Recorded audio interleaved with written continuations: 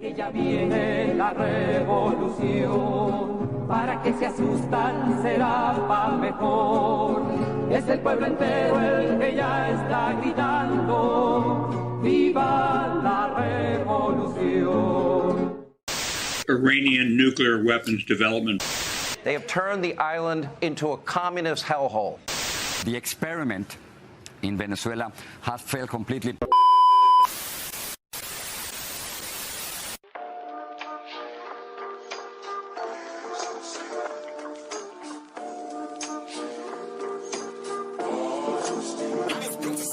La bestialidad imperialista. Bestialidad que no tiene una frontera determinada ni pertenece a un país determinado. Bestias fueron las hordas hitleristas, como bestias son los norteamericanos hoy, como bestias son los paracaidistas belgas, como bestias fueron los imperialistas franceses en Argelia. Porque es la naturaleza del imperialismo la que bestializa a los hombres, la que la convierte en fieras sedientas de sangre que están dispuestas a degollar, a asesinar, a destruir hasta la última imagen de un revolucionario, de un partidario de un régimen que haya caído bajo su bota o que luche por su libertad.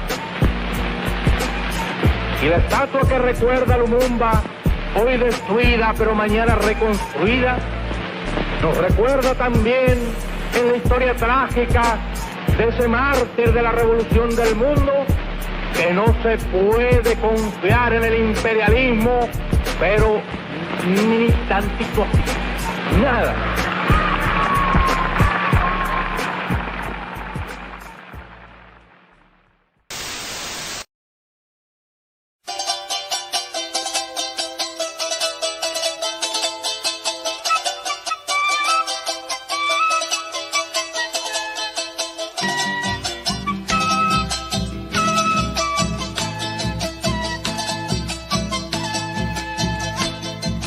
Somos americanos, somos hermanos señores, tenemos las mismas flores, tenemos las mismas manos. Si somos americanos, seremos buenos vecinos, compartiremos el trigo, seremos buenos hermanos, bailaremos marinera, respaldos a samba y son. Si somos americanos, seremos una canción. Si somos americanos, seremos una canción.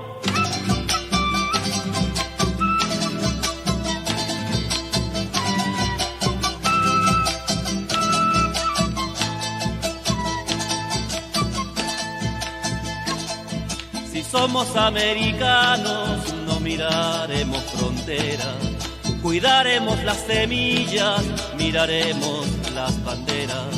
Si somos americanos, seremos todos iguales. El blanco, el mestizo, el indio y el negro son como tales. Bailaremos marinera, tres palos a samba y son. Si somos americanos, seremos una canción. Si somos americanos, seremos una canción.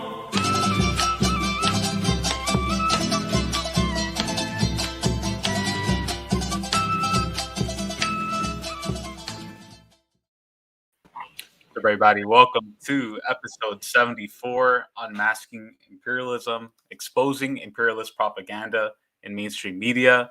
Today, Residente serves empire. Residente, aka one of the stooges and puppets of imperialism with a left face, a left veneer. We're going to go into Residente today and why his politics and his messages are dangerous for the working class, why they are dangerous for the revolutionary movements of our peoples.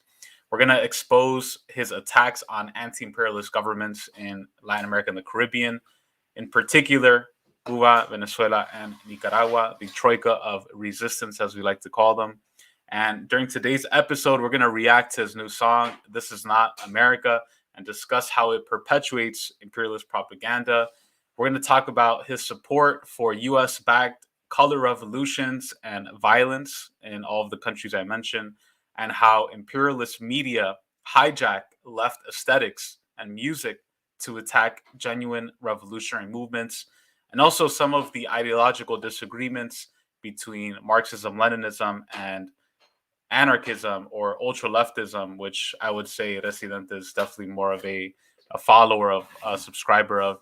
Joining me today is a stacked panel of experts, of comrades, amazing comrades who are familiar with Residente's work, and some of the comrades who I wanted to have on to comment on this because they are very familiar with Residente. I'm sure all of us here have been following Residente for many years, 10 plus years, 15 plus years. And to see where he's at now with this garbage attacking Venezuela and other governments is ridiculous. So starting off, joining me is compañero Yhamir, my brother, my homie. Shout out to Queens. I'm in LA, but I'm from Queens.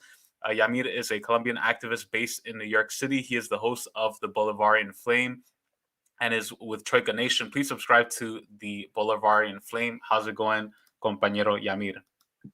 It's going good. It's going good. I'm just when you were telling me, yo, most of us have been following Residente's work, I've been thinking to myself, yeah, ever since that song Atrévate, back in the throwback of reggaeton. But I'm just happy to be here to deconstruct this propaganda from, this artist that is he's very loved in Latin America. He's like, when I think about him in a way, like I'm thinking about Will Smith because of what happened with the Oscars. I was saying before that we're about to give the bofetada to Residente, like in the Oscars. But I'm thinking too, because like Will Smith is an actor that's very loved in Latin America. Also is Residente for many different reasons. But right now we're deconstructing like the BS that he's doing with this propaganda of this music video and other things that he's done in the past. So I'm glad to be here with my other comrades here. Most definitely appreciate that, Comrade Yhamir. Always has great insight into music in particular. I think that's one of the elements that the left has to study more because music has such a tremendous impact on especially the youth. And that's the way that the imperialists subject our peoples to their ideas. Also joining us is compañera Monisha out of Puerto Rican. Monisha is a Puerto Rican psychologist, social worker, and anti-imperialist veteran of the U.S. Army. Since 2013, she has been investigating the American Psychological Association's 104-year role in the weaponization and militarization of psychology in service to imperialism. Monisha works to expose the psychological warfare component of U.S.-led hybrid warfare with a special focus on the narratives used to destabilize people's movements toward liberation from capitalist-imperialist oppression in Latin America and the Caribbean. Couldn't think of somebody better to talk about this topic, especially the psychology of it. How's it going, compañera Monisha? It's going great. Thank you. I'm excited to be back with you and excited to be on this talk with everybody who's here and to really unpack what this is. So yeah, eager and ready. Thank you so much for joining, compañera Monisha. And also joining us is Comrade Libre, homie Comrade, who is an amazing revolutionary all over the world. He actually has replaced Yhamir as Mr. Worldwide now, because Comrade Libre, he's like, 1 week he's in Cuba, 1 week he's in Colombia, 1 week he's in Nicaragua. Yhamir also travels a lot too, and also does amazing work. But Comrade Libre is all over the place, traveling all over and building solidarity with movements around the world.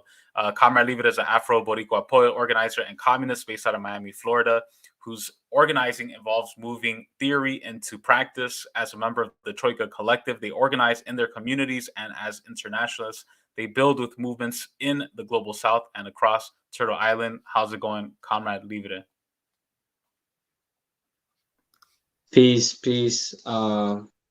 Hey, y'all. I'm happy to be back, to be in space with you all. Just got back from Cuba about a week ago. And before then, I was in the revolutionary spaces of Comrade Yhamir's country of Colombia, in Palenque, in Boquillo, speaking with Afro-Indigenous folks as they get ready for the upcoming elections. I'm happy. I'm super excited. Troika Collective has opened up a lot of opportunities, I think, for actual revolutionary potential. And so being in space with comrades, there's a lot to dissect. I think I'm coming in hot, right? I just got back from Cuba. So, I'm ready to fight some gusanos and be like, yo, the Cubans that I was talking to in your country was saying this. So, but also, right, just a changed perspective on the effects of sanctions, and more reason to support the people of Cuba and to understand from a more intimate space the effects of sanctions on our comrades that are and have been fighting for a revolution.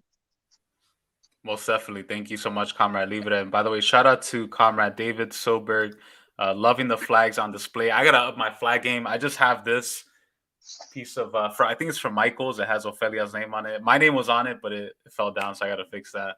But y'all have some really dope flags in the background. I gotta get some myself. Shout out to you, Comrade David. At least you don't have the American flag up, so yeah. Lord, God bless Yhamir. Nah, I'm good on that. Also, last but not least, is Comrade Pedro X, a Boricua nationalist in the diaspora who is involved in the struggle for Puerto Rican independence. Pedro X is a regular on Ewoks Unhinged. Shout out to my comrade B Level. Please subscribe to his channel. He has a great channel where he has conversations with peoples of all backgrounds, all ideologies. B Level is a good comrade who I like a lot because he's very non-sectarian. He's very mature. A lot of times in the left, people are so dogmatic and set in their way. So show some love to B-Level. Pedro X always brings that fire to the conversations. Pedro X is somebody who's also very principled and mature in his analysis. Coming out of the Midwest. How's it going, Comrade Pedro? Thank you for having me, Ramiro. And I gotta say, I'm really honored to be on this show with you. Because I said it privately, I'll say publicly. I've been a fan of your work since your days in Anticonquista. I've also come to respect and admire all of you guys. So, yeah, just thank you for having me here. And also, now that we're talking a little bit about Residente, funny enough, my first exposure to him was his song Querido FBI, where he was lambasting the FBI for assaulting, ambushing, and murdering our Comandante Filiberto Ojeda Ríos. So it's such a shame to see him turn around and attack these governments, especially because all Filiberto did throughout his podcast and his preachings was uphold these governments and say all of us need to go against the United States together, not as Puerto Ricans, but as Latinoamericanos, Latin Americans. So it's a disappointment. Yeah, no, most definitely. I couldn't agree with you more, and I think that's why we're having this conversation, right? Is because we talk about a lot on this podcast is psychological operations and how imperialist media use these different tactics in order to basically maneuver the left or public opinion into a certain direction. And I feel that some of Residente's latest work in particular and his comments slandering Nicaragua, Venezuela, and Cuba in many ways are even more dangerous than the right wing, even more dangerous than the people who are outwardly conservative and pro-imperialist and capitalist, because he's following the line of strategy of the CIA and the Congress for Cultural Freedom of attacking the left from the left, right? Attacking the Marxist-Leninists with Trotskyists, attacking the communists with anarchists, attacking, what they call the fifth column, right? And that I think is more dangerous because it camouflages, it conceals itself, and people who have genuine revolutionary instincts or political intuition will see Residente and they'll be confused, right? Because he's speaking out about all these great things. He's speaking out against state repression and violence and genocide, which we all agree with, right? We're all against chaos and violence from these right-wing governments. But then he'll say some shit like, Maduro's just as bad as Bolsonaro and this and that. And so he's deviating the masses toward a pro-imperialist position. And so this is why we're having this discussion today, is to break that spell, to break that propaganda that he's putting out there. So what I want to do, a lot of this is also oriented toward the release of one of his latest songs called This Is Not America. And so what I want to do is I want to play the actual track. I'm going to comment and read the subtitles. Hopefully YouTube doesn't fuck around and take it down, because I have seen some that happen to some channels. So I'm gonna pause it from time to time. I'm also gonna read the lyrics in English just for comrades who don't speak Spanish, or for people listening to this as a podcast.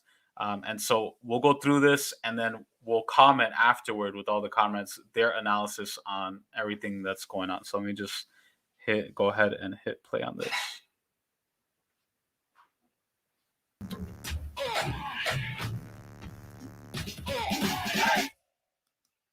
And it's bodies spelling the word America. Sorry guys if it in any way, I know it's kind of challenging to hear both things at the same time. Hopefully I did my best at that.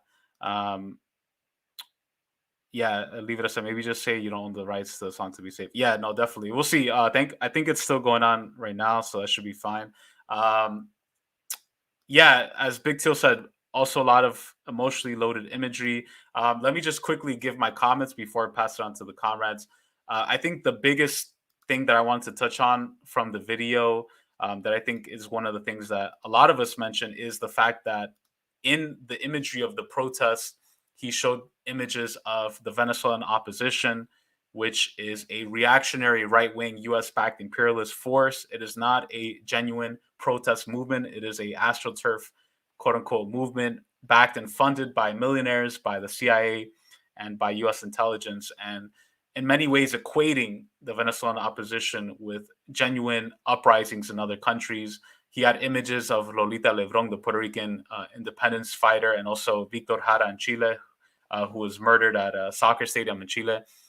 So he, in many ways, is conflating, right? He's putting all these messages and images that we agree with, that we support, and all these heroes, but then he's also putting it with movements that are by no means revolutionary, by no means defending the interests of the working class. And I think that's really important to point out. So maybe we'll start off with you, compañero Yhamir, your analysis, reaction of "This is not America." So, yeah, I don't know where to. It's hard for me to know where I want to begin, because it's just like there's the parts with Venezuela that really gets me bothered. And before I talk about those parts, I would just say that yes, Residente's videos, like his imagery and all this other stuff, he touches topics like settler colonialism, immigration, narco regimes, paramilitaries, students being killed or kidnapped, journalists getting assassinated. There's a part that I did like, though, of the indigenous girl, or yeah, the indigenous child pouring Starbucks, and all these, like, is a crazy imagery that he does. But at the same time, he does a false equivalency, like where we're all about to talk about, with equating the protest out in Colombia or in Chile or in Puerto Rico to the protest, the 2017 guarimbas out in Venezuela.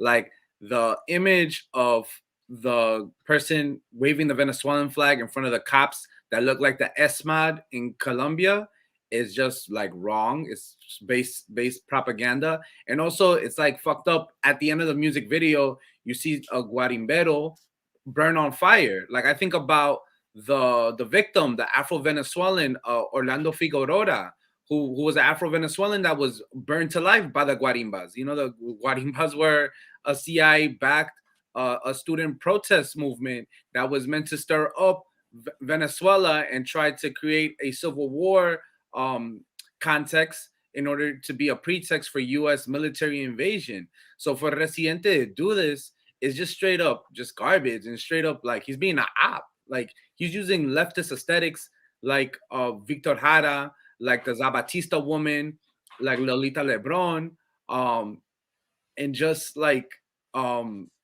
you know, not realizing what the hell he's doing. Like, you know, if you look at somebody like Víctor Jara, who was a victim of the Pinochet dictatorship of the right wing of the CIA, those are the same forces, the Venezuelan right wing, that want to take power in Venezuela and want to do the exact same thing. So it's just is a disservice that he's doing and not knowing. And like his followers too, like the Residente, like I said before, is somebody who's loved in Latin America for this type of thing that he does with being somebody who sounds like he's outspoken against authoritarian governments. Like, I know that he could sell out shows in Chile, in Colombia, because they love him out there because, you know, he was somebody who was vocal for their protests out there. But then his shit is shitty when, like, he vocalizes support for Venezuela or for protests out in Nicaragua and in Cuba. So, but I know more people got more to say. But that's just my point for right now. Yeah, most definitely. And it's infuriating because for a lot of people, this is their first introduction to revolutionary politics or revolutionary ideology. So for it to be somebody like him, I call him in many ways like a gatekeeper. He's there to sort of keep a check on what the revolutionary pulse of the people is, right? To guard the gate from anybody moving toward Marxism, Leninism, toward supporting something. Because, and this is my disagreement with a lot of the anarchists as well as a communist, is that a lot of these types of people, the ultra leftists, the anarchist types, they're great at pointing out what the problems are. They're great at that. State repression, violence, hunger, all of that. They're great at that. And we agree with that with them on a lot of those things. But when it comes to actually defending an anti-imperialist government like Venezuela, like Cuba, like Nicaragua, Bolivia, that's when they go MIA. That's when it's not trendy to do that. That's when it's uncool and unpopular to do that. Because in many ways, and as we'll talk about later on, Lenin and Stalin, foundations of Leninism, a lot of this anarchist mindset is rooted in bourgeois individualism. It's rooted in bourgeois ideology that's not in defense of a party or of a people's government, or understanding that revolution isn't always sexy and isn't always just tearing down. It's about building up. And it's about what matters is who's there when you're trying to build something and everybody else is trying to take it down. So, so much to say there. Compañera Monisha, your analysis of this new video by Residente, This Is Not America. Yeah. So first, I can't take him seriously anymore. But yeah, I think that Residente, his trajectory, and especially this new video really exemplify the role of the artist in counter-revolutionary tactics, and especially with color revolution. And I think back to his role along with Ricky Martin and Bad Bunny in Ricky Renuncia, and how that had features of color revolution. And that was really centered on identity politics, and how Residente and the other artists really seized the moment to boost their own bottom line and put themselves out in front as symbols of this revolution, which definitely had its merit. And I'm not going to take that away at all, by also acknowledging and pointing out the counter-revolutionary and color revolutionary characteristics of Ricky Renuncia. And so I see the same types of characteristics in this video, and thinking back to what is the role of the artist in color revolution? Who is Residente's fan base that he's catering to with his messaging? And also going back to some of the basic principles of psychological warfare, which is to, again, influence the thoughts, feelings, and morale of your target population, your conflict population, or your enemy. And how especially does this video, given everything that you've said, Ramiro, and everything that you've said, Yhamir, that who is the target for this influence operation? And then what is Residente getting from it too? Because with his faux revolutionary, his faux independentismo, his faux, what is it you said, left aesthetic, that's definitely something that helps increase his bottom line. So for me, all I see is a social imperialist. All I see is a capitalist cosplaying as something else. And I see him basically exploiting the conditions of our America to make some money and increase potentially his fan base. Well said. I think following the money, that's always the best way to really understand why people are doing things.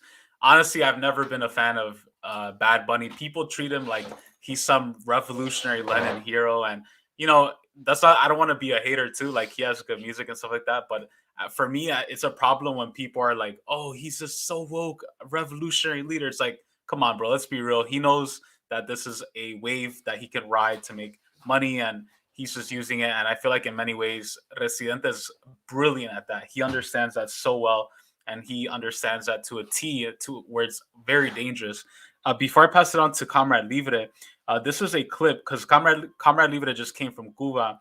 This is a clip of Residente supporting the 2021 color revolution coup attempt. You guys remember this Patria y Vida, this bullshit nonsense quote unquote movement in Cuba, backed by the National Endowment for Democracy and the CIA. So here is Residente supporting the protests in Cuba, the so-called movement, and then we'll ask Comrade Libre about what people in Cuba really think about their revolutionary government. Again, I'm gonna try to do some simultaneous translation for those of you comrades who don't speak Spanish.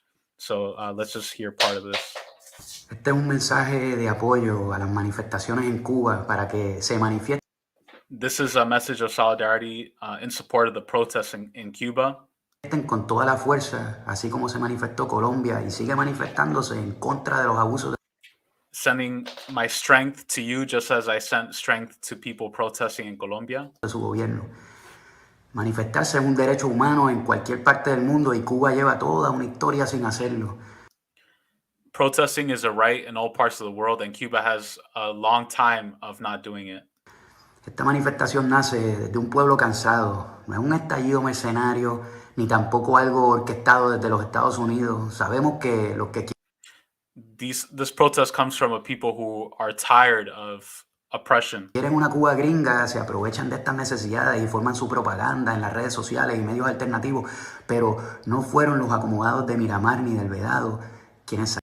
We know that there are sectors of the right wing in Cuba. By the way, I'm paraphrasing. I'm not going to directly translate, but he says there are also sectors on the right who want a Yankee Cuba, who want a U.S.-style Cuba, who are wealthy. But there are also sectors of the Cuban population who are in other areas like Miramar who are protesting. Salieron únicamente a la calle. Fue la gente del pueblo la que despertó. La gente. It was the working class people who have woken up. Venía desde La Habana Vieja, de Centro Habana, del Cerro. Me cuenta un amigo que. It was the working class people of Old Havana and the working class areas of Havana. Estuvo en una manifestación pacífica y que fue la policía y grupos paraestatales los que empezaron las agresiones. I know somebody who was in one of the peaceful protests, and it was the police and the state who initiated violence. Hay muchos videos en las redes sociales en donde presentan la brutalidad por parte del gobierno, algo que no existía para los tiempos de mis padres. There's a lot of video surfacing of state violence against protesters, something that didn't exist in my parents' generation. Cámaras en los celulares. Así que no hay excusa. Basically saying, in my parents' generation, smartphones didn't exist that you can use to record video. So now all these videos are surfacing now, and there's no excuse to not be aware of this. Para entender que la violencia aplicada es la misma que denunciaste por el ideal contrario. Eso the same violence you're using is the same violence you claimed to oppose back in the day. He's referring to the Cuban Revolution. Lo mismo que denunciaste de la derecha, lo está haciendo la izquierda. The same thing that we denounce on the right, we're also denouncing on the left. Como dice un amigo de mi hermano, no existe revolución cuando en una isla has creado tres clases sociales: gobernantes, militares y turistas. There's no revolution on an island when there's only political leaders, tourists, and I forgot what the last one is. Lo llevan todo y las migajas quedan para el pueblo. Estas protestas. The people only get crumbs. No son solo por la ineficacia del manejo del COVID en Cuba, porque si nos vamos por ese camino, hay una lista de los peores países que han manejado la situación. These protests aren't just happening because of COVID, because if we went down that list, we can find so many other countries that have had worse COVID situations. Empezando por Estados Unidos con la mayor cantidad de infectados y muertos en el mundo, seguido por India y Brasil. De hecho, países con casi la misma cantidad de población que Cuba, como Bélgica, tienen 4 veces más la cantidad de infectados que Cuba. Countries that have the population about the size of Cuba, like Belgium, have 4 times higher rates of COVID. Estas manifestaciones nacen desde las molestias acumuladas por años por el maltrato de parte de su gobierno. El pueblo ha aguantado demasiado. These protests are born out of years of mistreatment by the government. The people are tired and are rising up.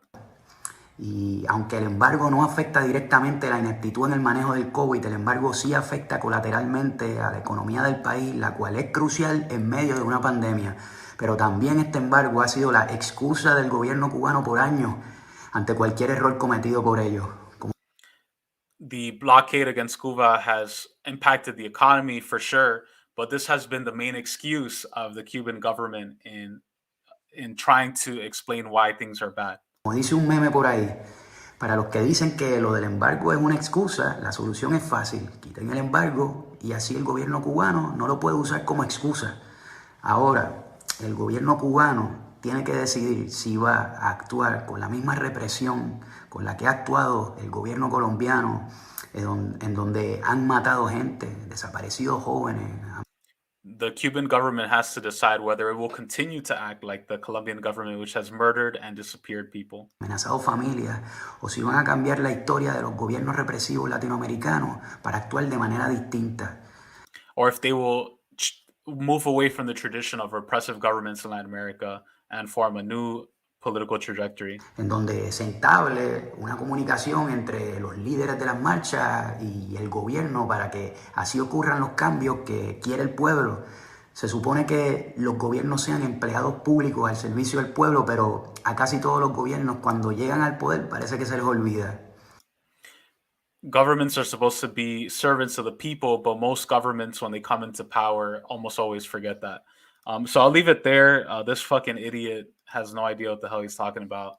This is why, folks, don't get your politics from celebrities. This is something that is so important, especially people in the US. Like, people in the US are so coddled by celebrities and they get their politics from. I remember when people used to be like, Beyonce, Queen Bey, and they were like, they would worship her as like this political hero. And then meanwhile, she's telling people to vote for the Democrats and all this shit. So, Comrade Libre, you were just in Cuba. You spoke to people on the ground about the Cuban Revolution and the impact of sanctions. Your reaction to Residente's support for this color revolution in Cuba, and your reaction to his video as well. This is not America. Woo! Oh my God. Speechless. So, listen, I just got back from Cuba. I was there for about 10 days. The role of imperialism is always to downplay its impact and its role in the things that it does abroad. And so what do I mean by that? When I got to Cuba, Cubans in Cuba were telling me it's the responsibility of people on Turtle Island to get the blockade lifted. They're already doing the work in Cuba because Cubans are holding their own government accountable because their government represents them. What does that mean? That means that in Cuba, there are Cuba, like Nicaragua, like Venezuela, are in a position where the governments represent the working class people. Not something that can be said in Turtle Island, right? Where the government does what it wants. And so working class Cubans have been fighting and continue to fight and continue to critique their own government because that is their role as Cubans living in Cuba, and the diaspora that chooses to be involved, if they choose to be involved, that's their role to play. What is our role to play as individuals that are in Turtle Island, individuals that come from the diaspora? It is to lift the blockade, because downplaying the effects of sanctions, over 60 years of sanctions, meeting with an economist, right, in Cuba, right, there is a estimated $144 billion that would have gone into the socialist project of Cuba had there not been sanctions. And what does that tell us? That tells us that although Cuba has developed and continues to develop under, right, sanctions, that there is more potential. So this disproves this lie that, oh, socialism doesn't work. If it doesn't work, then why the fuck is there a blockade? Riddle me this, right? And also we have to understand why. So why is there a blockade on Cuba? There's a blockade on Cuba because A, Cuba's a black country that got rid of its plantation owners, right? And Cuba, because it said that no, we no longer want to function right, and sell our people to the highest bidder, but rather fight for peace and to be able to provide, right? If we think about dictatorships and fascism, we would be puzzled to try to compare that and be like, oh, Cuba's fascist. I don't know any fascists that the first campaigns that they run are literacy campaigns to educate their whole population, because you wouldn't want people to read because you're trying to exploit them, right? And a fascist government does not provide healthcare for its people. A fascist government does not ensure that its people has access to housing, right? And so we have to begin to fight against these lies, because guess what? We're living in Turtle Island, where people are going out on the street and fighting for the things that they have in Cuba. So what does that tell you? That we can look to Cuba as an example. And yes, they have had to adapt. Yes, we do live in contradictions, right? Because there is a socialist country that is less than 90 miles away from a capitalist country. There are contradictions that exist, right? But we cannot pretend that, and we cannot downplay the role of sanctions in Cuba. And right, and I will say, right, from my experience, Cubans that live in Cuba were very specific to say, right, that they are not trying to overthrow their government. They want us to lift the blockade so that they can continue to develop the project, the revolution that they fought for, that gives them their humanity. It puts Cuba in a position to address racism, something that the US cannot yet do. Why? Because we still are functioning under a system that normalizes slavery, something that Cuba was able to address through the revolution, right? Cuba is in a position to systematically address racism and colonialism because they no longer function under government that uses that, right? And so I would have folks do more research on this, and what that was a US funded color revolution. It's nothing. If it was really a thing, there would still be something happening. The homeboy that led it flew to Spain. Oh my God, he's so oppressed. He flew to Spain, right? And so we have to dig deeper, and we also have to remember and always question: is the government that we are protesting against going to tell us the truth about the countries that they don't agree with, right? Right? If we're out in the streets protesting for our lives here, for our human rights here that were turned into privileges, why would I believe the US government when they talk about Cuba or Nicaragua or Venezuela or Russia or the DPRK or China? It's a contradiction. So they're telling the truth about things abroad, but they're fucking you here? No, it doesn't make sense.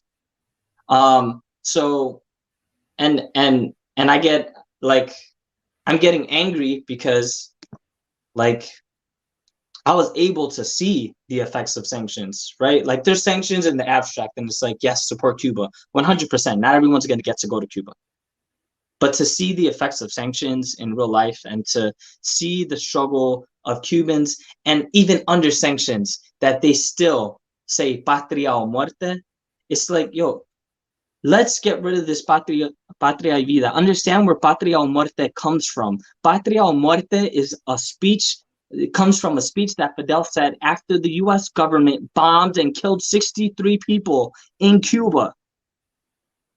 And the Cubans took to the streets and said, this is the revolution that we are fighting for. We are willing to die for this because this gives us our humanity back. This is not something that dehumanizes us. And so we must be in a position where we're willing to protect it, even if it means our life, right? It's not about, oh, like, let's just commit suicide. It's about fighting for something and supporting that thing. And so that is, if folks want to find more information, Witnesses for Peace Solidarity Collective is organizing delegations. So definitely check it out. So you can hear from the mouth of Cubans that aren't in Miami, that don't make a shit ton of money, that aren't corrupted by the US government, what they're actually fighting for in Cuba, because it is vastly different than what these people over here say. are the things that we should be focusing on. Now, when it comes to Residente, I'm not gonna lie, the homie be having some dope ass imagery, and to say that the whole all of what they do is a lie, no, it's a mix of lies and truths, right? And so that's that kind of confusion, right? It pushes back against the multipolar world that we're trying to build, because it skews people's view of what the left is, right? And people saying that, oh, there's imperialism under socialism and there's imperialism under capitalism. That's an argument that could be made if you were to analyze and watch this video, but we know that that's a lie, right? And so it's we must understand the role of the artist.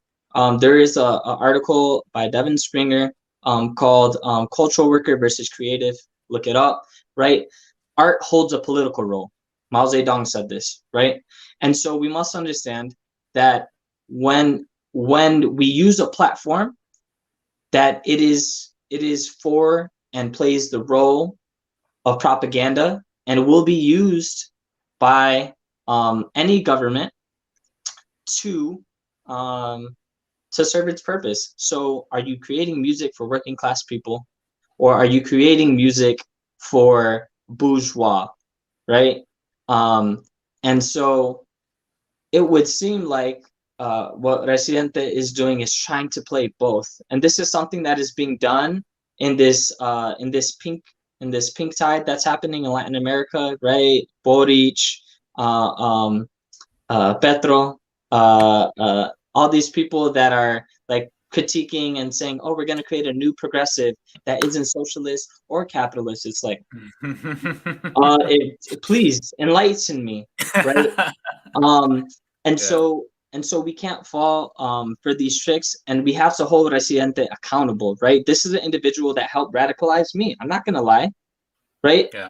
And also this video, for people maybe that don't have the full context, that are just kind of getting into things, this might be something that inspires them to dig more into the history and to learn something.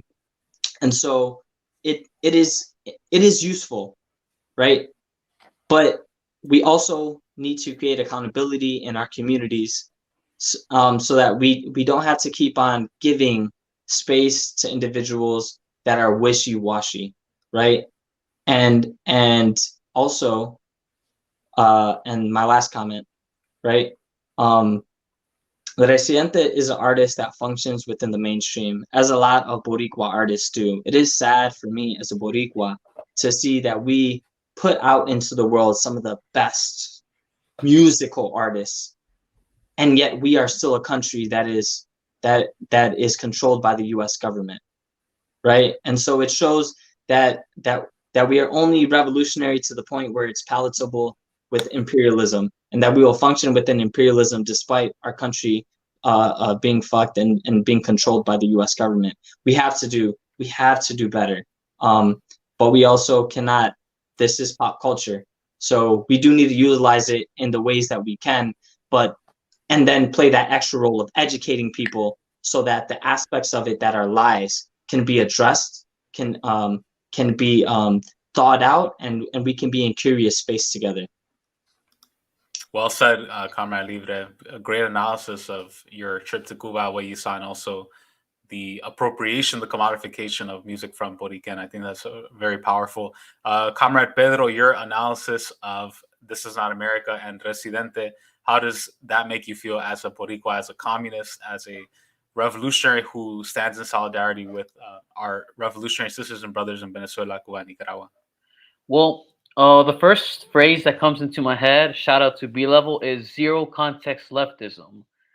And my main reason for saying this is this: just because something has the image of looking radical or looking rebellious, it doesn't make it true. Like, for example, you cannot put Lolita Lebron as a rebellious figure alongside the people in the Guarimbas in Venezuela, for an obvious reason.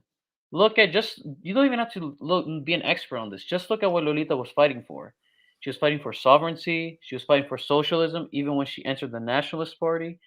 and she was fighting for women's rights, things that people in Nicaragua, Cuba, and Venezuela eventually got with the revolutions. What are the Guarimberos fighting for?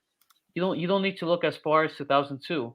They literally, once Pedro Carmona, with the help of the U.S. government and the Spanish government, mind you, came into power, the first thing he did was to try to reverse everything back to normal, business as usual. And so that's just absurd. And if you can apply the same to Cuba and Nicaragua, you see all these people saying, "Oh, when Batista was in power, or when the Chamorros were in power, everything was all fine and dandy. There were no problems. There was no there was no oppression. Mind you, black people couldn't enter the big casinos. I've even heard people say we had casinos in Cuba. Mind you, like the black people couldn't even enter those. A good example was Fulgencio Batista. He, being a lighter skinned black Cuban, couldn't enter there and got kicked out. And it was because he was black and they put him in his place and he couldn't do anything about it. So it just goes to that. We need to look into things on a much deeper level.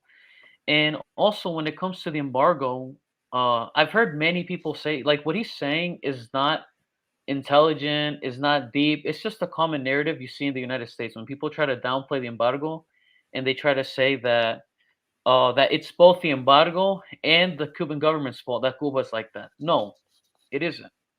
Like all the other comrades here have said, during the revolution, they had higher literacy, they had their sovereignty, and they also showed international solidarity with many countries. The main reason is the main problem that they're having is because of the embargo. There's no other way to look at it. And which is why they still have cars from like the 50s. It's pretty simple. It's just pretty easy, and it's pretty easy to see this. And we just need to inspire. I just hope that people, when they hear this or even see the video, they get inspired to look deeper into the things, into all these matters. That's all. Most definitely. Thank you so much for that, Pedro X. We're going to do another round of commentary. I want to share a few images. This is, shout out to Comrade Yhamir, by the way, who sent a few of these to me. This is Residente in July 14, 2018. Nicaragua que siga manifestando hasta el final. En estos tiempos, las nuevas generaciones somos críticos de cualquier gobierno. Gobierno que la cague, gobierno que no merece existir. So I'll translate that. Nicaragua, keep protesting until the end. It is in these times, during these times, new generations are critical of any type of government. A government that fucks it up does not deserve to exist. And this is during the height of the color revolution in Nicaragua in 2018, attempted coup where they murdered Sandinistas, they murdered Afro-Indigenous Nicaraguans who were affiliated with the Sandinista movement and were backed by the U.S. So that was on July 14, 2018. This is from an interview that he did about Bolsonaro and comparing him to Daniel Ortega and Maduro. So I'll just read the last paragraph. Además, Brasil siempre está excluido cuando ocurren cosas latinoamericanas. La gente se olvida de Brasil porque no hablan español. Así que estaba bueno representarlo por ese lado. Pero creo que se lo merecía. Daniel Ortega, como se lo merecen un montón de otros presidentes. Nicolás Maduro. Hay una lista de presidentes que merecen ser señalados por lo que hacen en sus países. So basically he's saying that Bolsonaro should be called out for what he does in his country in Brazil, but also he's including in this list Daniel Ortega, the president of Nicaragua, the last living guerrilla fighter president of a nation, by the way, which I think is fascinating, who was tortured by right-wingers in prison, and Nicolás Maduro, an OG, a revolutionary who is a bus driver, working class as it gets. So there he's calling out Maduro and Ortega. And then here in this Instagram post during the color revolution attempt in Venezuela in 2019, when they had Juan Guaido, this fucking idiot, backed by the U.S., who was trying to declare himself president, Residente said, no apoyo a Maduro, no apoyo que Trump se meta en el país que le da la gana a decidir quién es presidente. No conozco a Guaidó. No soy chavista, no soy comunista, no soy socialista. No soy de derecha, no soy de centro. No, nunca apoyaré una invasión a Latinoamérica por parte del gobierno estadounidense. No, el mundo no es blanco y negro. So translate that. No, I don't support Maduro. No, I don't support what Trump is doing in involving himself in another country and doing what he wants to decide who is president. No, I don't recognize Guaido. I'm not Chavista. I'm not communist. I'm not socialist. I'm not on the right wing. I'm not in the center. I will never support an invasion in Latin America by the US government. The world is not black and white. So again, a lot of fucking idiocy from Residente. None of that makes sense, by the way. It's complete convolution of ideas. That's the shit. I heard somebody say this one time. They're like, I'm not left or right. I'm for the bottom going against those on the top. I'm like, that's a pretty word sentence, and I appreciate that, but that means nothing. That's fucking idiotic. That is idealism, because if you're in favor of a certain political economic model, by default, you're going to have a political position. Like, that's a very idealist utopian way of thinking. But compañero Yhamir, you've been to all three countries of the Troika of Resistance, Cuba, Venezuela, Nicaragua. And here we have the posts, we have the screenshots of Residente shitting on all three of them. Maybe if you want to respond to that, what you've seen in those countries versus what he's claiming about those three countries. Yeah, for sure. When it comes to Residente, I just feel like his vibe is like this, surfer dude, kind of skateboarder, like, yo, dude, we have to be against all these other governments. It don't matter if it's right or if it's left. It's like, it's this Puerto Rican swag, no offense to the Puerto Ricans, but the whole, es un cabrón, puñeta, you know what I mean? Like, everything is a puñeta. Like, I was like, oh my gosh. But as far as like to touch upon, Nicaraguan tweet, it's just crazy because, me, you, Ramiro, Camarada Libre. That's Residente at the beach. Nah, man, I'm not. For me, Residente, I don't know. People disagree with me, but I compare him like Joe Rogan. Like, yeah, the way Joe Rogan is cunning of how he escapes from accountability is the same thing with Residente in this regard. But I was gonna say, like, yeah, me, you, Ramiro, Comrade Libre, we all have been to Nicaragua. We've all witnessed the Sandinista revolution, the project that they're building out in Nicaragua.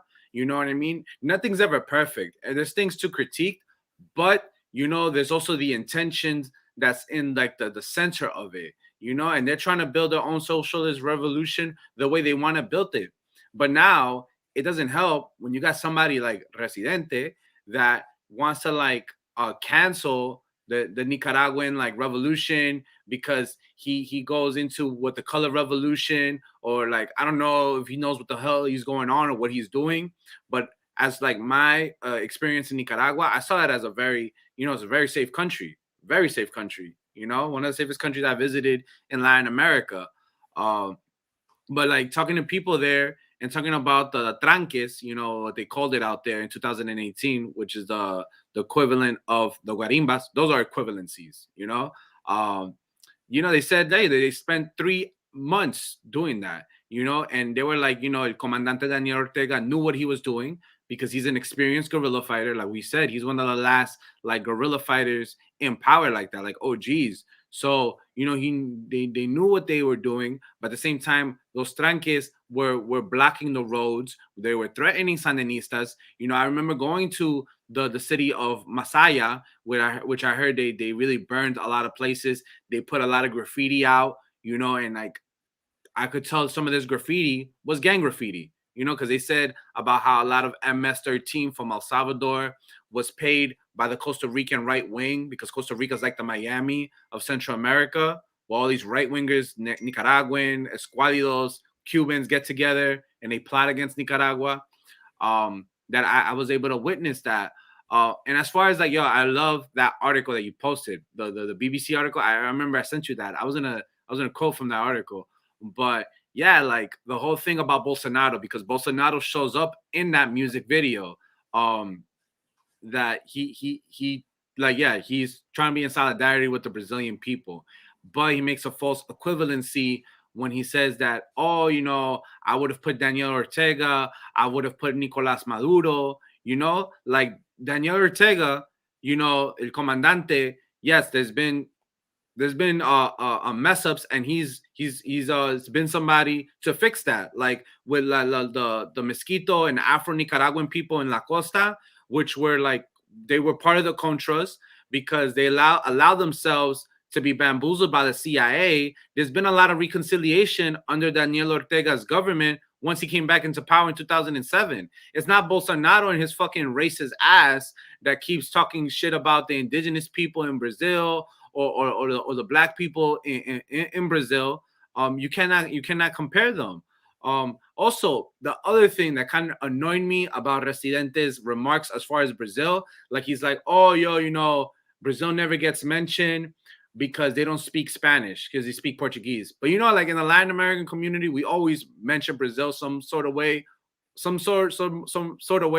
like, what I'm trying to say is that a country that does never get mentioned and that he didn't put in the music video was Haiti. There you go, right there. You know, Haiti's part of Latin America, and they speak a Latin-based language. That's what it means to be Latino. If your people speak a Latin-based language, and Haiti was not mentioned in the music video, you know, like and the repression that goes out in Haiti against their presidents, like the dictator that was assassinated, Jovenel Moise, was not mentioned at all. Like, and so yeah, like he has this tendencies of doing a lot of this false equivalency. Also, just also to add for people to understand too, Residente created this is not America.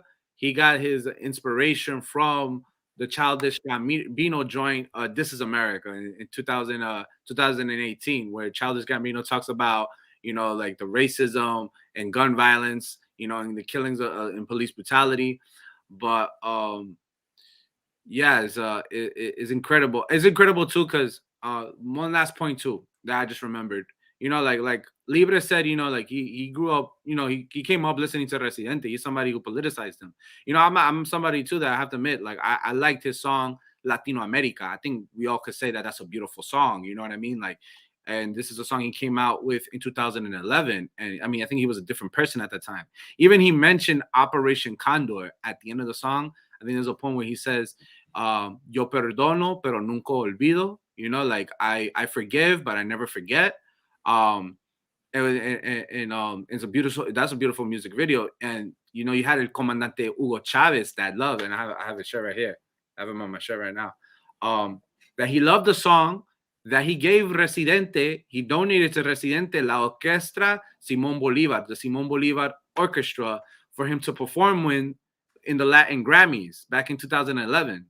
So it's crazy for him to say, like I remember that clip you were just showing us about what he said about him not supporting Maduro, how he's not a socialist, how he's not Chavista, but yeah, you had Chavez that donated to this motherfucker a whole orchestra, you know, for that song Latin America, and he's ungrateful. Like, this motherfucker's ungrateful for that. No offense.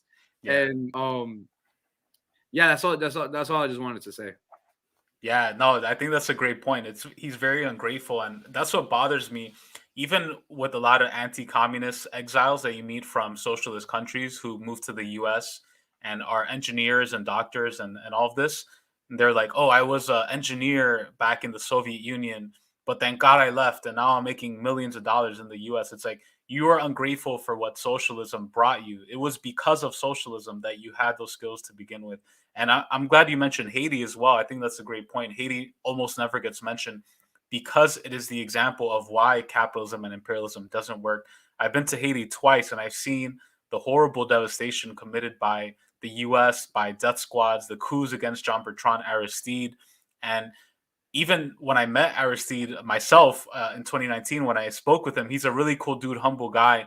And he was talking about how Haiti never gets any coverage or attention purposely because it shows why whenever the U.S. gets involved somewhere, it never ends up well. And I think that Residente, somebody who's never going to talk about that. Moving to Comrade Monisha, she had a really interesting article that I want to put up. I think it was really fascinating. Maybe Comrade Monisha, if you want to talk about it, I'm just going to read it real quick. Residente buys radically reimagined Encino mansion. This is from dirt.com. And then on the heels of his historic partnership with Sony Pictures Entertainment to launch 1868 Studios, Latin music superstar René Residente Perez Joglar is unsurprisingly setting down real estate roots in LA. The 4-time Grammy and 25-time Latin Grammy Award winner has paid $5.8 million for a decidedly sophisticated estate in prime Encino, the leafly San Fernando Valley neighborhood, wildly popular with Hollywood celebrities and other entertainment types. It's 8,000 square feet, and it was sold for just over $5 million. Comrade Monisha, your reaction to this and any other thoughts on that? Yeah. So I'm Viequense. And in Vieque, we don't have a hospital. And we needed, and we still need, millions of dollars to get a hospital, right? The hospital was destroyed because of the hurricanes. Prior to that, it wasn't adequate to begin with to address the actual needs, the legit needs of our population as a result of the U.S. war games for more than 62 years.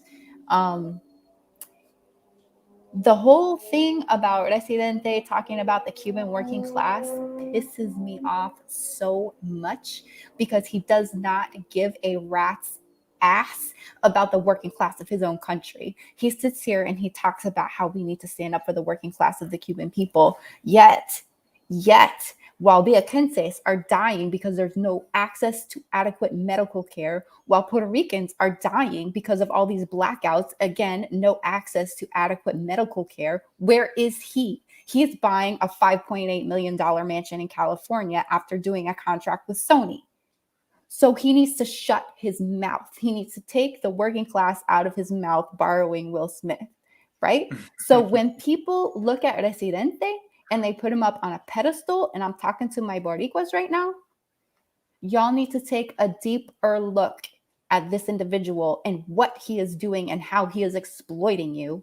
And you need to take a deeper look at how his exploitation is propping you up, Puerto Rican people, as pawns yet again to serve U.S. empire. The title of this episode today is Residente Serves Empire, right? And this is exactly what he does because empire serves Residente. Residente serves himself is what he does. And he uses empire to serve himself. He uses the working class in Cuba to serve himself. He uses the working class all throughout Latin America and here in Puerto Rico to serve himself. That $5.8 million could have built an 8,000 square foot hospital in Vieque that could have had proper cancer treatment. It could have had a place for women to get prenatal care. It could have had a maternity ward. It could have had every single state-of-the-art thing that our people deserve because of the sacrifices that our people have made without our knowledge or consent, because the U.S. government does not value our lives, and we are nothing more than a gateway to Latin America that they have militarized for their own purposes. So I got this for Residente. Thank you. Oh, actually, Beautiful. I got one more thing. Oh, yeah. I'm going to put my professional hat back on right Wow. here. So this is a book called Headstrong, How Psychology is Revolutionizing War. And this is by Michael D. Matthews, who is a prominent military psychologist. And one of the chapters in this book discusses winning hearts and minds, which is the entire point of influence operations and psychological warfare at the end of the day. So one of the things that they do, that they're using, and this book is from 2014, and all of my comrades need to be paying attention to this right here, right now. Social network analysis. Look that up and learn what that is, because that is one of the things that is being weaponized against us. This is a way of identifying the interactions, the patterns, the human relationships in social networks. Not just social media networks, but social networks as a whole. And what this does, it helps them identify who are the people that wield the social power. Residente wields social power. So when you look at all the artists, and again, coming back to the role of the artists in color revolutions and counter-revolutionary activities, what How has Residente's social power been used and weaponized against any sort of movement toward actual liberation for Puerto Rico and also the rest of Latin America? And I'll close there. Thank you. Wow. I think I love when we get into the psychology talk about it, because I think that's one of the elements that is so underrated when we're talking about imperialism. It's so psychological. We live in an age where we're in fourth dimensional warfare, fifth dimensional warfare, where they have people like Residente convoluting political ideologies, saying some things that are, I think, I'm not sure if it was Yhamir or Libre who said it, saying things that are true, but at the same time saying things that are false. And that's one of the best ways to lie. Like, if you're, I'm fucking horrible at lying, but like, if you talk to people who are really good at lying, a lot of their lies are based on some element of truth, but then there's one thing, like two truths and a lie, right?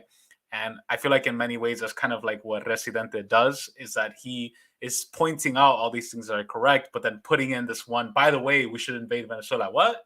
And it's just like, it's crazy to me. So one thing I want to do is I want to share two quotes before we pass it to Comrade Libre and Comrade Pedro. This is one quote I think relevant to our discussion. This is Vladimir Lenin. Quote, "The nearer we come to the full military suppression of the bourgeoisie, the more dangerous becomes to us the high flood of petty bourgeois anarchism, and the struggle against these elements cannot be waged with propaganda and agitation alone. The struggle must also be waged by applying force and compulsion." So that is another quote from Lenin. This is another quote from Stalin on the foundations of Leninism. "The state is a machine in the hands of the ruling class for suppressing the resistance of its class enemies. In this respect, the dictatorship of the proletariat does not differ essentially from the dictatorship of any other class, for the proletarian state is a machine for the suppression of the bourgeoisie. But there is one substantial difference. This difference consists in the fact that all hitherto existing class states have been dictatorships of an exploiting minority over the exploited majority, whereas the dictatorship of the proletariat is the dictatorship of the exploited majority over the exploiting minority. Briefly, the dictatorship of the proletariat is the rule unrestricted by law and based on force of the proletariat over the bourgeoisie, and a rule enjoying the sympathy and support of the laboring and exploited masses." This is from The State and Revolution, quoting Lenin, and this is Stalin's work on the foundations of Leninism. So I wanted to share those because I think those are very crucial in understanding our ideological disagreements with a lot of anarchists or people like that. I wouldn't even say he's an anarchist. At this point, I think he's fucking CIA or some shit. But a lot of people who play that kind of argument where it's like, all governments are bad, all protests are good. And I always say not all governments are reactionary and not all protests are revolutionary. We have to look beyond the appearance and understand the essence of these different movements and phenomena going on, and understand the class nature. Who's funding them? Why are they getting funds? What are they fighting for? And I think this is where we can begin to sort of critique Residente from, because he's sort of, doing a catch-all. Just wrapping up here, Comrade Libre, your thoughts on all of this, and in particular linking it back to Marxism.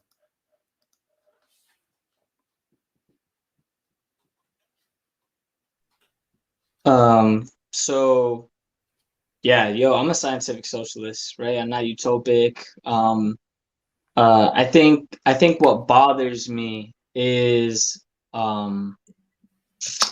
this liberal project, this lie of indifference being an option, right?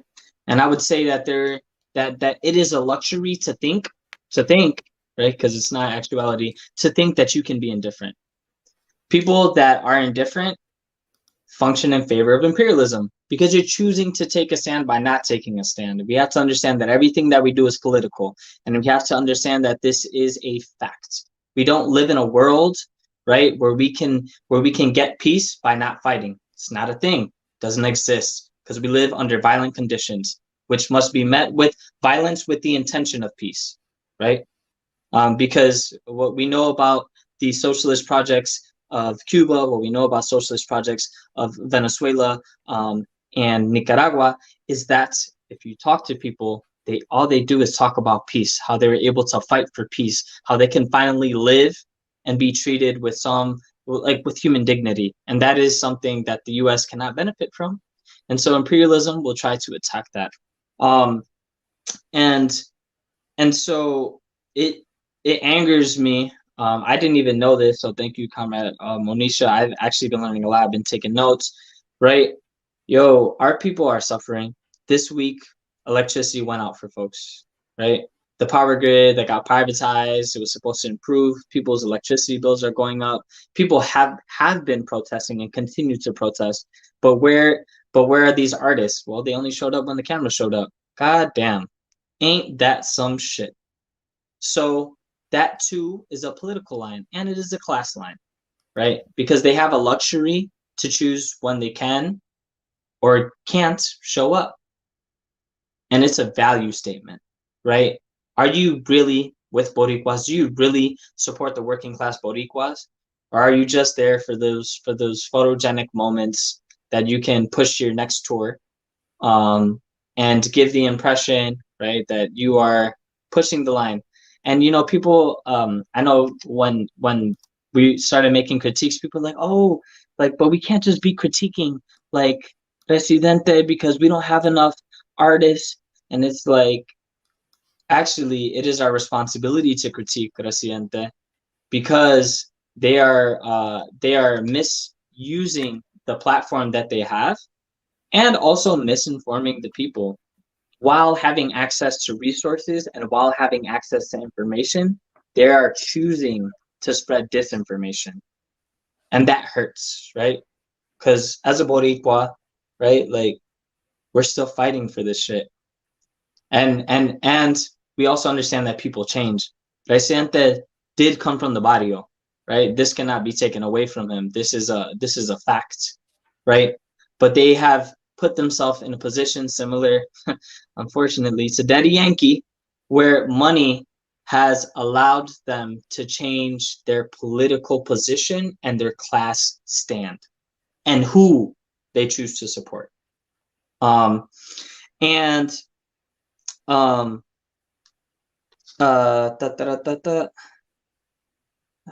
other thing, we do need to be creating accountability, like I said.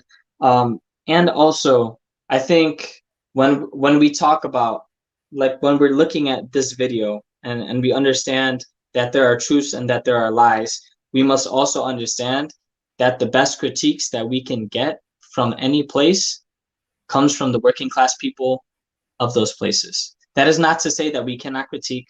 That is not to say that we cannot observe what is happening in other countries, because we can, and we should do research, right? Because that is a role of being an internationalist, to support the working class of every country as they either continue to build the revolution or as they are in the revolutionary process to free themselves. Countries like Haiti, right? And countries like Palestine, free Palestine.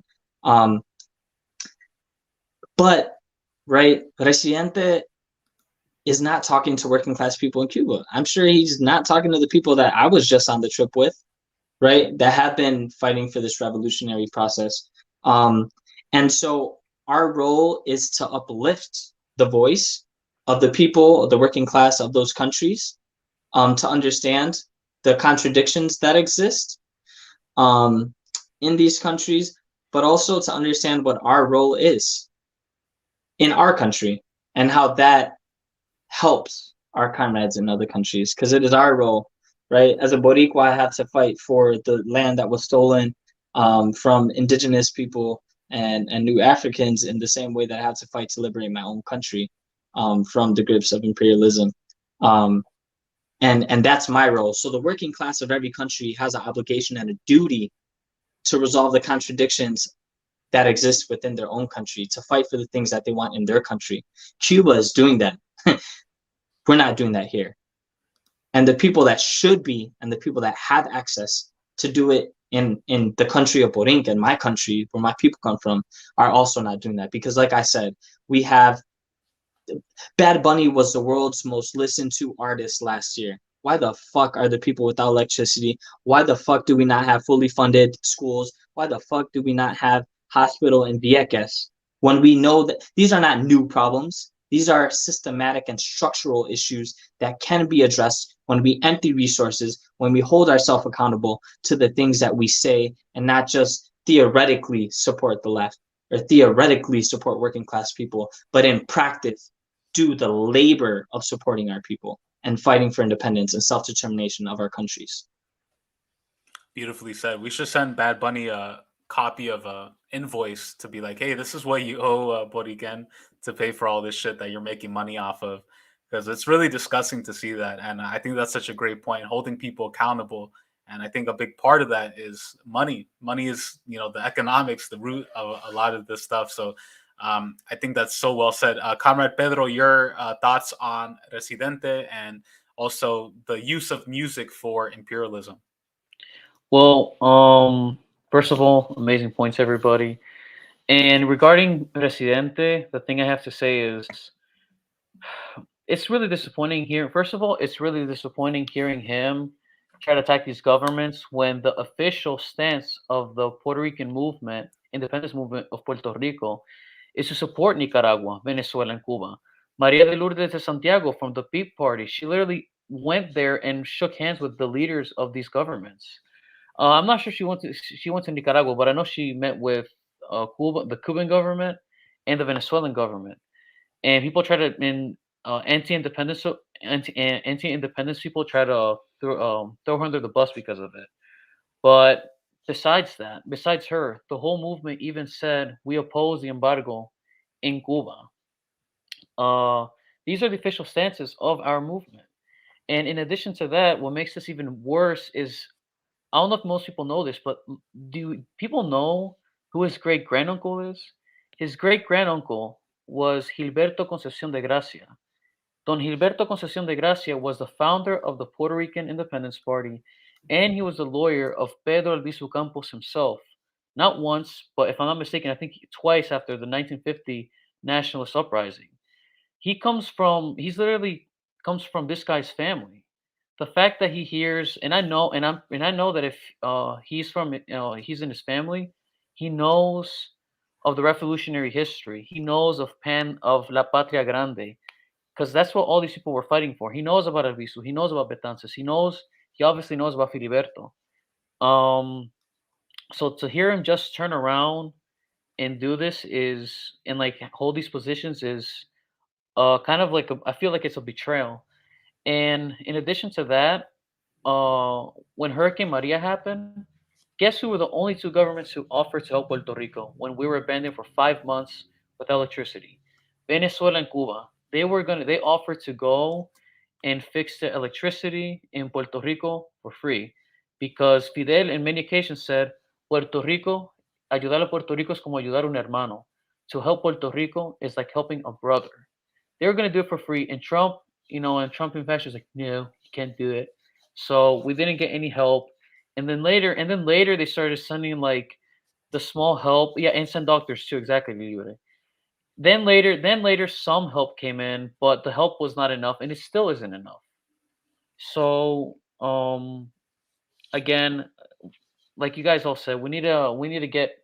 I don't just think we need resources. I also think we need national consciousness, and because that's when the masses will finally be able to hold these people accountable.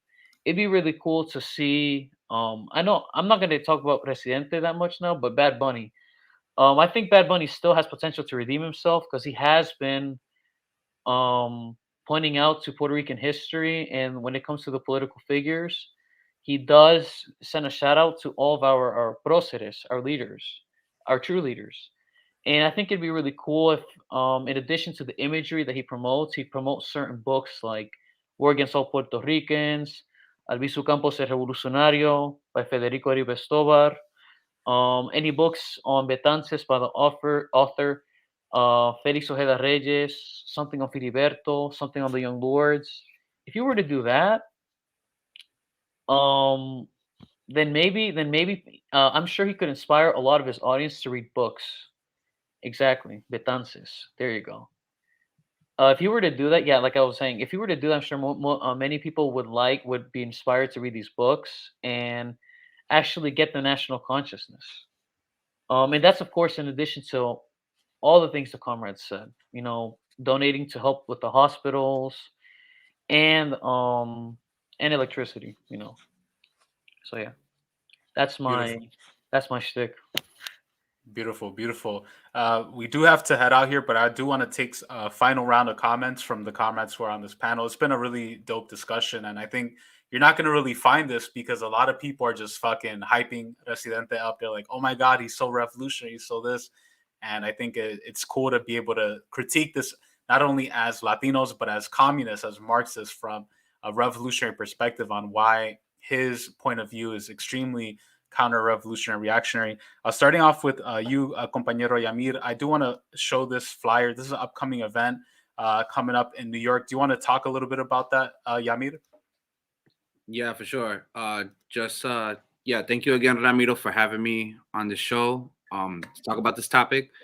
Yeah, so this Tuesday we're having the Colombians here in New York. We're having a rally at the United Nations at 9 a.m. and also in Columbia University at 3 p.m. because we have the narco puppet fascist president of Ivan Duque, Lambonas, coming over here, and we're protesting him. We're giving him a very good welcome here in New York City. So we're inviting all different Latin American movements in solidarity. Also, anybody else, you know, because it's atrocious what he did, you know, to my people last year in the protests. And, you know, there's going to be a very interesting topic with Colombians, too, talking about Residente because they love Residente. Because going back to like the protests of last year, Residente was a big time supporter in comparisons to the other Colombian artists like J Balvin and Maluma, which they're horrible. Yeah, this is we're having an event in New York, you know, just to give Duque a very warm welcome. Yeah, and just saying, you know, to say fuck Porky, like they say out there in Colombia. But yes, just to wrap up, I mean, Residente. Yeah, I think it's important that we had to have this discussion because there's a lot of people that like him in Latin America. And when I say people in Latin America, I'm talking about like people who consider themselves revolutionaries or radicals. You know, they kind of look to him for like information and stuff. And we need to deconstruct this. Like Libre said, there are truth that he says, but there's a lot of lies that he says, and he needs to be held accountable for. Because it's not right that he goes around talking about the working class in Cuba, and what about the working class in his own island of Borinquen, of Puerto Rico, you know, of people suffering in Vieques, of people suffering right now because of Luma, and they don't have no lights. And where is he for that? Or not even also, we didn't even talk about this. Where is he to talk about the Bitcoin colonizers out in Puerto Rico, the gentrification that's happening in Puerto Rico? It's so easy. You know, it's just a big time hypocrisy about how he's calling out the United States for that this is America, that for the United States taking like the terminology of Americans, yet you have Americans, so-called the white colonizers, going to your island and gentrifying it. You know, where is he to call that out? But yeah, I think it's important that we talk about this shit, and also that we lift, like I said on the chat, revolutionary artists, because there are revolutionary artists that have good lines, like El Hijo de Borinquen, like Luis Diaz, like Siete Nueve, like Portavoz from Chile, and other are also in Venezuela too. I mean, Chavez gave a lot of money to a lot of revolutionary rappers out there.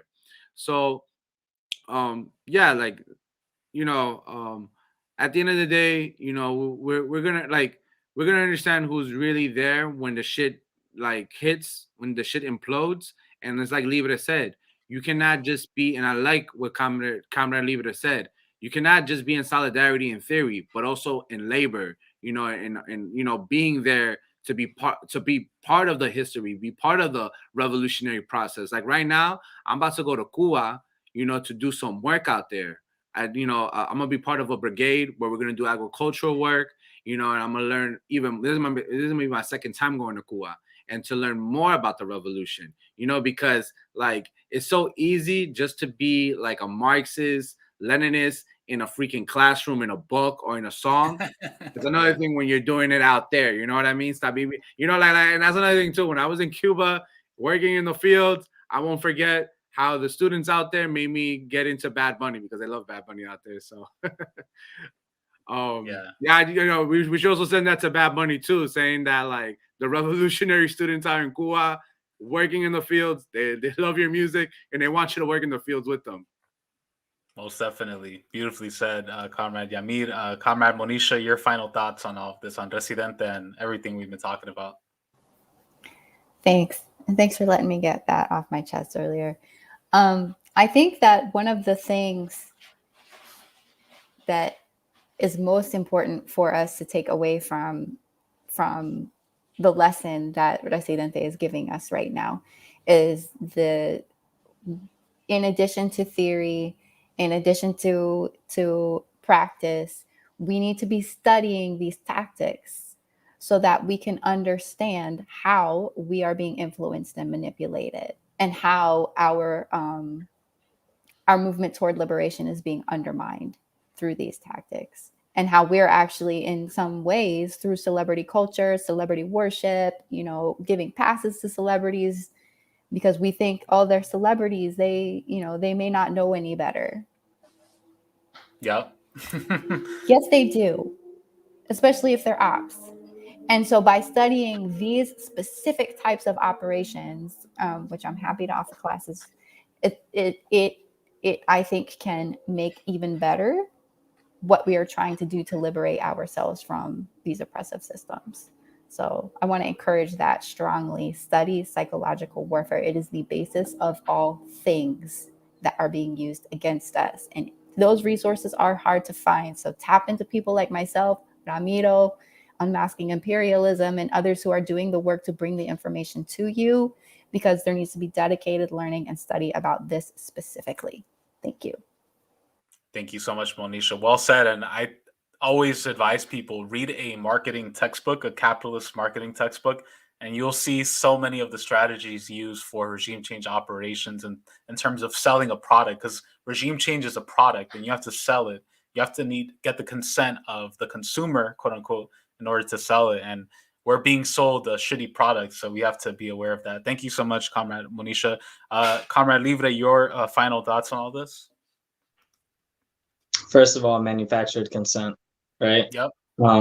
And so I think that that's important. That and that is precisely what that's why videos like this, music videos, are very tricky and in some senses worse than if you were to like straight up just support the right? Yep. Giving the impression that you can be that, oh, I'm not this, I'm not that, you know, I'm just something else that functions outside. It's like, no, motherfucker, like you either supporting the working class people or you not. Like, and it's really that simple. And no one has the luxury to do that. The only people that think that are the people that have a ridiculous amount of resources, right? That don't have to live in the thing that is affecting their communities, right? And that's why representation, right?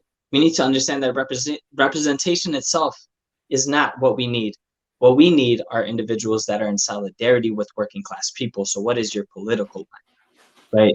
That is the important thing, not just what you look like on the outside, but what do you support and what are you fighting for? I'm glad to be in this space, right? To be able to process and all these things. What I will say, there's a quote by Amilcar Cabral that I really like, and he's like, and it says, you measure a people's potential for liberation based on how different their culture is from their oppressors, right? And so culture does play a role in revolution. It does play the role of propaganda, but propaganda for what? For who, right? And it has to unshamingly be in support of working class people. And unfortunately, Residente falls short, right? It can be used as a tool, as a starting place to also show what we shouldn't be doing. But as Comrade Yhamir said, right, there are revolutionary individuals, and there is a reason why they are not mainstream, right? And so we have to understand that oftentimes the things that we seek as a Marxist-Leninist, a socialist, they don't function within the realm of pop culture, right? It's in these intimate spaces. It's in these what we can call digital maroon societies, where we are diving into dialogue around the things that actually need to change, and we are pushing for the things that are not going to be popular, because revolution is so romanticized, but that shit is not sexy. It's not, right? That is also something that has been co-opted by liberals and by the U.S. government to make revolution seem like something that's sexy, like, and in theory, oh, I'm a post UEP Newton and I'm a post Lolita Lebron. It's like, are you reading what they're reading? Are you doing what they are doing? Because if you were, right, you would understand that this is not a linear, perfect process, but that this is a process in which people will make mistakes that need to be corrected, which is why accountability is so important. And we do need to hold Residente accountable, but also that we're learning from those mistakes so we don't do them again. And that we can get closer to this thing called revolution, and that those that have a platform that want to use the aesthetics of the left, that there is accountability when they do, and that there is something in place that creates a consequence for these individuals when they don't hold themselves accountable to the people that they're supposedly in support of, right? And follow Troika Collective. There's a lot of dope stuff happening, comrades. Also, we've been using Left Aesthetic. I love Left Aesthetic, right? The Instagram handle, Shembi, Comrade Shembi, shout out. Right? That is an individual that is an example, right, of somebody that actually holds himself accountable in theory and practice. And yo, let's get rid of this blockade, this illegal, inhumane blockade that is hurting, and sanctions kill, y'all. These are tools that are used alongside propaganda, right, to get these countries to try to overthrow the government that's working in favor of them. And we just can't support that. We can't. Our role as revolutionaries, as Stokely Carmichael says, as people that are here, right? Socialism is the people, and we cannot be afraid of ourselves. And so we must be fighting for, right, revolution here on Turtle Island. And Puerto Rico will be free. Borinquen will be free. We are in that process. And so thank you for the platform, comrades. Really appreciate it. Thank you, Libre. Well said. And last but not least, Comrade Pedro X, your final thoughts on all this.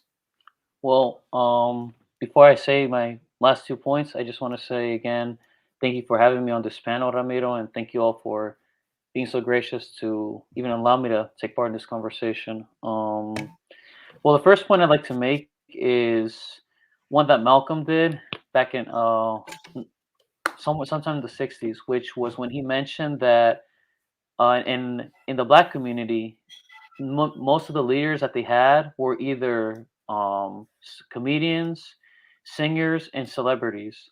Unfortunately for us in the Latin community, well, they still have that issue, but we also have had that issue for a while, and we still have it. And since we do have that issue, it's important. That's why it's important for us to hold panels like this, where we discuss the ideologies of figures like Residente, so we can hold them accountable. And maybe even, hey, maybe he's in YouTube and he stumbles across this video and he might get his act together. Who knows? But I mean, anything's possible. So I think it's important for us to do that, and just for the just to do that. And the second point I'd like to make is that our whole duty as revolutionaries is not to talk about the contradictions or the issues that are plaguing the societies that we uphold, like Cuba and Venezuela, when they're under attack. Now, if there's like not an emergency and we might have our critiques, sure, we can, respectfully bring him up, talk about him with comrades, and so forth. But when it's a state of emergency, like, for example, the embargo in Cuba, now's not the time for us to try to both sides issues. Now's not the time for us to say, oh, both sides, they both have issues. They're both equally bad. None of that. That's not going to help. That's just, the imperialists are just going to use that to they're just going to use that to justify their reasons for overthrowing the government, those governments. What we have to do is stand in solidarity 100%. No ifs, ands, or buts. That's it. Thank you so much, Comrade Pedro X. Love to have you back on soon. And again, shout out to Comrade B-Level Ewoks Unhinged for introducing me to Pedro. Really, both amazing comrades. I got to have y'all back on soon. It's been really a pleasure talking to you all. Amazing discussion. And I hope we can do this more often. Thank you guys so much, everybody who's watching and listening, and also listening to this as a podcast. Peace out, everybody. Hope you have a great weekend, and take care.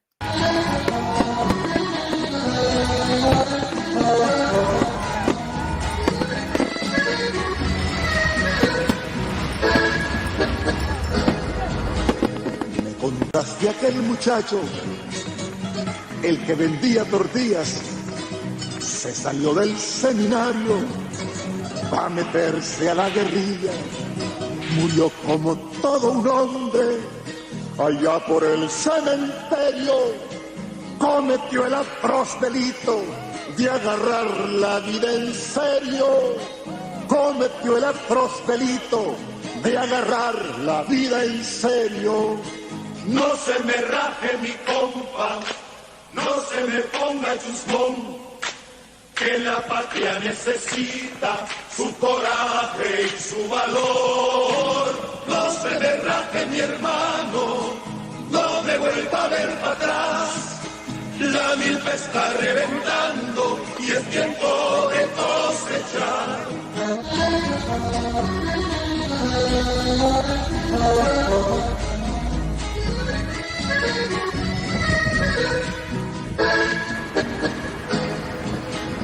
Me contaba el otro día el que torturó a Ricardo. Me daban miedo las chispas de sus grandes ojos claros. Jamás pudimos sacarle más palabras que las mismas. Soy y seré militante de la causa sandinista. Soy y seré militante de la causa sandinista. No se me raje mi compa, no se me ponga chusmón, que la patria necesita su coraje y su valor. No se me raje mi hermano, no me vuelva a ver para atrás. La milpa está reventando y es tiempo de cosechar.